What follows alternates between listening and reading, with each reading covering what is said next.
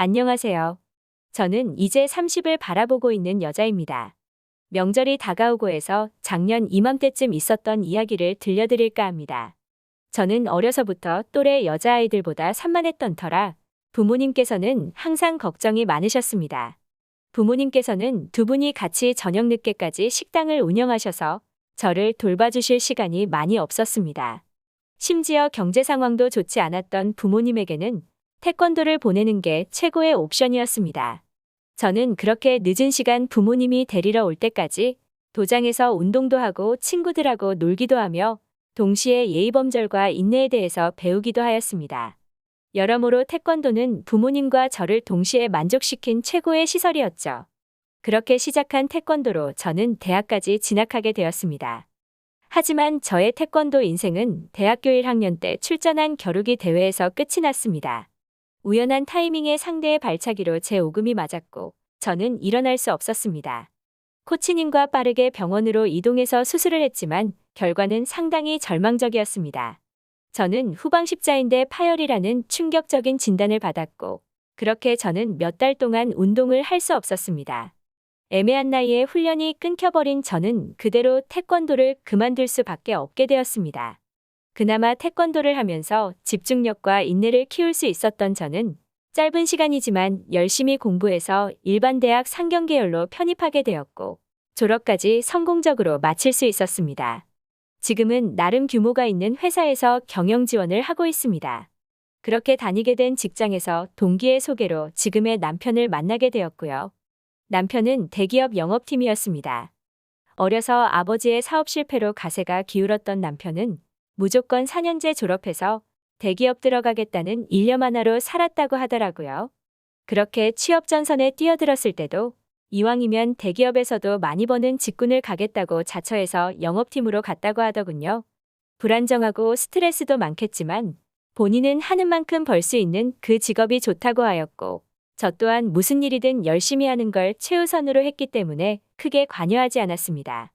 물론 스트레스에 못 이겨 연애를 하던 중에도 저에게 몇 번 짜증을 내며 싸우기도 했지만 빨리 뉘우치고 사과할 줄 아는 그런 남자였습니다.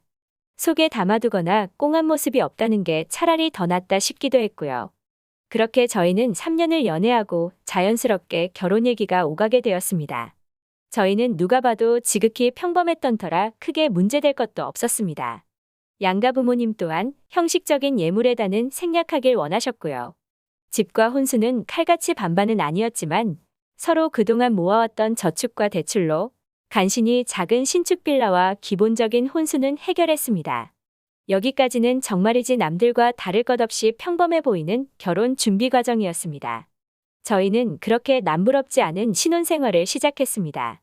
남편은 어려서부터 근검절약이 몸에 배어있던 터라 저랑 초반에 삐걱거리는 게 좀 있었습니다. 저와 남편 둘 다 맞벌이이다 보니 사실상 살림에 집중을 하기가 힘들었습니다. 그나마 제가 조금 일찍 끝나기 때문에 집에 와서 청소기를 돌리거나 세탁기를 돌릴 수는 있지만 평일 저녁에 와서 음식을 한다는 게 여간 쉬운 일이 아니었습니다. 게다가 어차피 저희들이 먹으량이면 직접 만들어 먹다가는 버려지는 재료도 많고 해서 차라리 사 먹는 게 나을 정도였습니다. 남편이 힘들게 벌어오는 건 알지만 저 또한 벌이가 있는데 저녁에 냉동 도시락 사 먹자는 얘기했다가 엄청 뭐라고 하더라고요. 도시락 비싼데 제가 조금 일찍 와서 저녁 준비하면 되는 걸 돈을 쓰려고 하냐면서요. 신혼에는 그래도 낭비벽 있는 것보다는 아껴 쓰는 성격이 좋다고 생각했습니다. 하지만 시간이 좀 지나자 원래 사람 성격이 나오는 듯했습니다. 돈 쓰기를 극도로 싫어하는 듯했습니다. 처음으로 싸웠던 건 결혼하고 몇 달 지나서 저녁에 치킨 시켜 먹자니까 다른 이유도 아니고 돌직구로 돈 아깝게 무슨 치킨이냐고 하더라고요. 아내가 먹고 싶다는데 치킨 비싸봐야 2만 원인데 그게 돈 아까울 일이냐고 한번 크게 싸웠습니다. 그 이후로는 저도 싸우기 싫어서 따로 얘기 안 했습니다. 저희 부모님은 그래도 그런 사람이 허투루 돈 안 쓰고 쓸 때 쓸 줄 안다며 걱정하지 말라고 하시더라고요. 저는 부모님 말을 믿었습니다. 그렇게 몇 주 후 결혼 후 처음으로 맞는 추석이었습니다. 양가에 한우 세트 작은 거 하나랑 용돈으로 20만 원씩 드리기로 남편과 협의를 했습니다. 혹시나 물건이 늦을까 고기는 먼저 인터넷으로 주문을 하고 용돈도 계좌로 미리 보내드렸습니다. 그리고 당일에 시댁에 방문했을 때 시어머니께서 저희를 반기시더라고요. 무슨 돈이 있다고 고기에 용돈까지 이렇게 많이 보냈냐고 하시길래 저희는 아니라고 많이 못 드려 죄송하다며 훈훈하게 추석을 보냈습니다.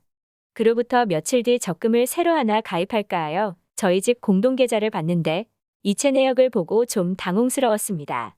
분명 저희 엄마 계좌로는 20만 원이 들어갔는데 시어머니 계좌로는 50만 원이 들어갔더라고요. 저녁에 남편이 퇴근하고 왔을 때 어떻게 된 일인지 묻자 어버버버 하면서 50만 원 아니었냐고 하더라고요. 그래서 돌려달라고 하긴 좀 그러니까 설에 우리 집 50 드리겠다고 합의봤습니다.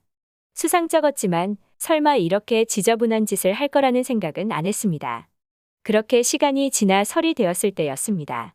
제가 업무 초과 달성에 대한 상여금을 생각보다 많이 받게 되었습니다. 그래서 이번에는 양가 부모님께 외투를 한 벌씩 해드리자고 했습니다. 그렇게 저희는 백화점에서 쇼핑을 시작했습니다. 남편은 부모님이 좋아하시는 브랜드라며 특정 아웃도어 브랜드에서 시부모님 외투를 고르더라고요. 기능성 방한복이라며 두 벌에서 200만 원이 나오는데 제 인센티브 절반이 살짝 넘었습니다. 그래도 이럴 때 한 번씩 쏘는 거다 생각하며 저희 부모님 것도 고르려는 찰나에 남편이 얘기하더라고요. 행사 상품은 9층에 있다고요. 행사 상품 코너에서 자기 거 뭐 살 거 있나 해서 올라갔는데 진짜 저도 안 입게 생긴 거를 집어들고는 저희 엄마 아빠 거라고 어떠냐고 묻더라고요. 화가 목구멍까지 차올랐지만 사람이 많아서 조용히 얘기했습니다. 니네 부모님 거는 왜 비싼 거 사고 우리 부모님 거는 행사 상품에서 고르냐고요. 그랬더니 저희 부모님은 비싼 거 사드려도 식당에서 일하시니까 금방 냄새 배고 못 쓰게 된다면서요. 너무 화가 나서 안 산다고 집으로 가자고 했습니다. 그리고 집에 와서 화가 나 있으니 남편이 얘기하더라고요. 어차피 처가에는 요번에 용돈도 따로 30만 원 더 드리지 않냐면서요. 옷도 비싼 거 사고 용돈도 더 드리려고 했냐면서 저한테 어이없다는 듯이 묻더라고요. 그래서 용돈은 네가 나 몰래 시댁에만 30만 원 더 줬으니까 그런 거 아니냐니까. 누가 몰래 줬냐면서 발끈하더라고요. 그래서 제가 저희 부모님 거는 알아서 선물할 테니까 신경 끄라고 했습니다. 그렇게 저는 설에 저희 집 가기 전날 백화점에 들려서 저희 아버지 패딩이랑 엄마 가방이랑 시원하게 300만 원 긁고 집에 왔습니다. 남편이 쇼핑백을 보자마자 눈이 동그래져서 얼마 줬냐고 묻더라고요. 그래서 300만 원 줬다고 하니까 미쳤냐고 소리를 지르더라고요. 그래서 저도 좀 격해져서 니에비 거 사는 건 정상이고 우리 엄마 아빠 거 사는 건 미친 거냐고 따졌습니다. 그때였습니다. 벼랑간 남편의 손이 제 얼굴로 향하더라고요. 부상으로 선수 생활을 은퇴했지만 10년을 넘게 태권도를 했던지라 저도 모르는 사이 몸이 반응하더라고요. 남편의 손이 제 얼굴에 닿기 전에 제가 먼저 몸을 돌려 남편의 머리를 발로 후렸습니다. 남편은 그대로 바닥으로 고꾸라지고 기절을 했습니다.